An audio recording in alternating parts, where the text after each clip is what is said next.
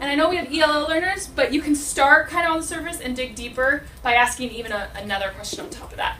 And then provide guiding questions before each lesson. Build some background knowledge so they have that ability to answer those questions. Maybe you're reviewing, maybe you're showing them a little clip of something.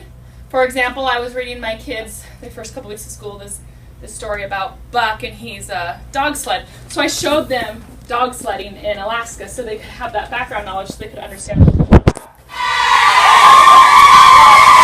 You should vary the amount of homework depending on the grade level. That's right. Kindergartners? A little bit goes a long way. First and second? A little bit more? A little more. A little bit more. Fifth grade? Give them a little bit more. Parental involvement in the homework? Keep it low. Yeah. Really, really low. Really low. You don't want your parents doing the homework. No. It's got to be for the kids. State the purpose of the homework. They got to know why they're doing it. Why they're doing the homework. You're going to give homework? You got to debrief. Debrief. Talk about the homework. They bring it back. You got to talk about it. How'd it go? They get it. Now, what's this going to look like in the classroom? Retell, recite, review. Yeah. Hey, you know what? You got to tell your parents your goal. Let them know what the target is. Don't let them do it. Target's for the kid. Don't forget to plan it with your team. Plan it with your team. Get together, put on some music, get a groove on, plan your homework together. It's groovy. The end.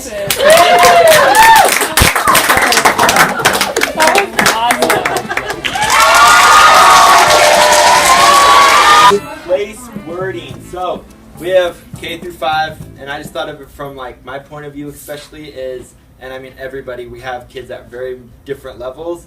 And then so we took one of Chad's ideas from math, and that's if you're talking about like acute angle, sometimes the kids don't even know what that word means, they've never heard it before. So we think of small, so you can change it to small angles, and then you can use symbols like equals, so you can write, so you can have them write in their notes, small equals acute. You have another snort? So they'll remember that better than. So they'll remember that better than if you just keep trying to say acute, and get them to learn that. If you use small equals acute and use other different things, then you're using math in your note taking, and it makes it. So that's a good example. Instead of acute. That's a good example.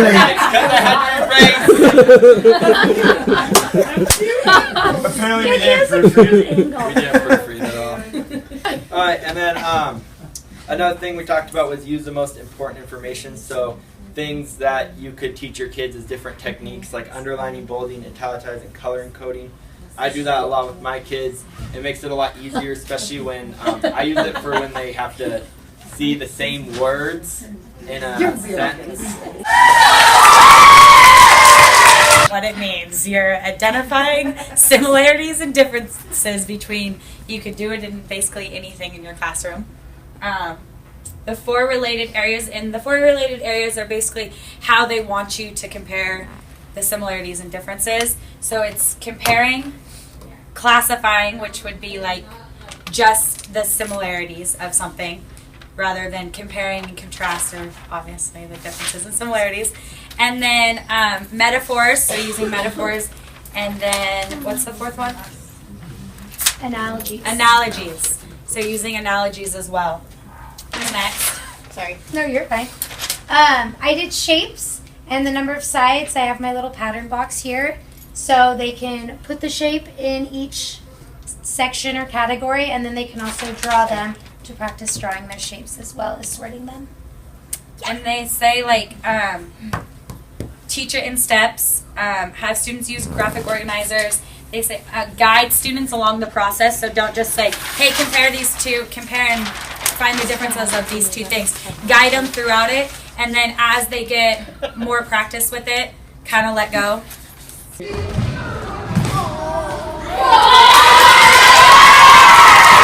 I've been dealing with the book Shiloh. The book Shiloh is about the dog Shiloh. And really all I want you to do today is tell me one main character. That's your main objective. One main character besides Shiloh in the story. Greg, do you have any ideas? Hi. Any ideas, Greg? What are we doing?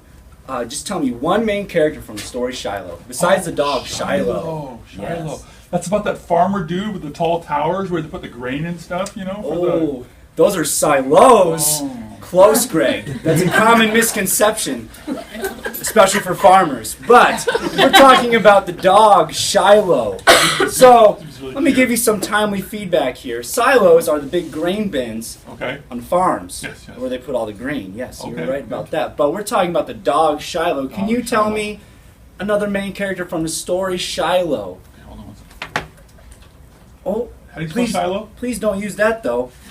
Up here, we've been talking about it for 3 weeks now. So let's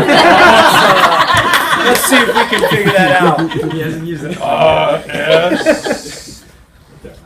Who owns the dog? Who wants the dog? I don't want a dog. I know you don't want the dog, but who wants the dog in the story? Oh, the boy! Yeah, what's his name? Marty! Yeah, there you go. All right. Great job, Greg. You met the objective today. Awesome job. Sweet. Just download it. Yeah. Don't you love it? Love it. We've had a keynote, a haiku deck, a prezi, a video, A dance A with play. a a 70s play, corn a song. mix. We're awesome. Ours was on cooperative learning, and it is a teaching strategy for organizing classroom activities. How do you go to the next slide? Just like You that. did it. So cooperative learning is to group your classroom into small groups to work together to achieve goals, and it creates positive interdependence so that you shift the locus of control from the teacher to the classroom. It really helps with face-to-face interaction with the students. We're working a lot on like eye contact and things like that, and then social skills can also be addressed in those small groups. And how do you use it in your classroom? Well, I do a lot of stations, and that shifts the locus of control to the kids because they have to do the station. And presentation groups is another way. It's good skill practice. You can also group by ability levels, and it helps develop skills. Is there another one? Yeah. Oh, no.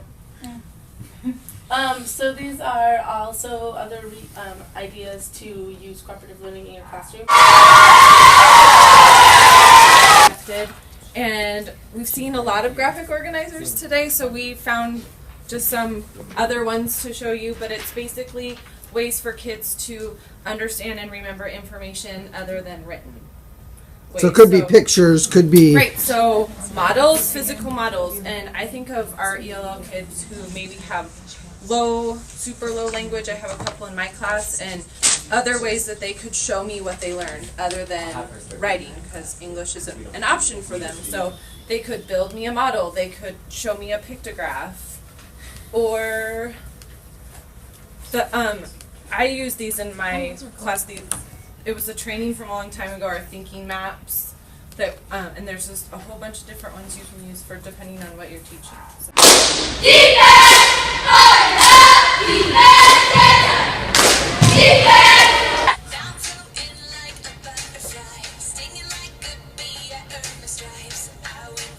This was the best song I could do at the time, sorry.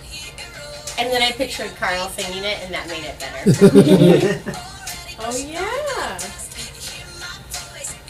But pretty much it's like just recognizing individual students. Which is stuff that we're already doing. I went on a tour.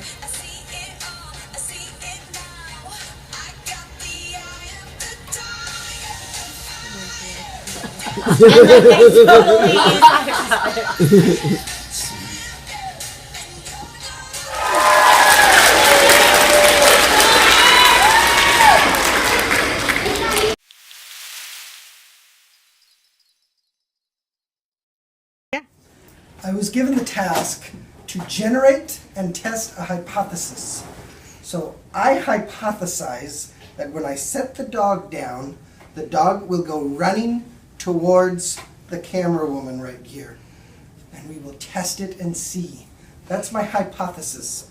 And I base that on evidence. The evidence is the dog keeps running to other people. So I think the dog will run to other people. Now I will test it. Ready? Success! I was right!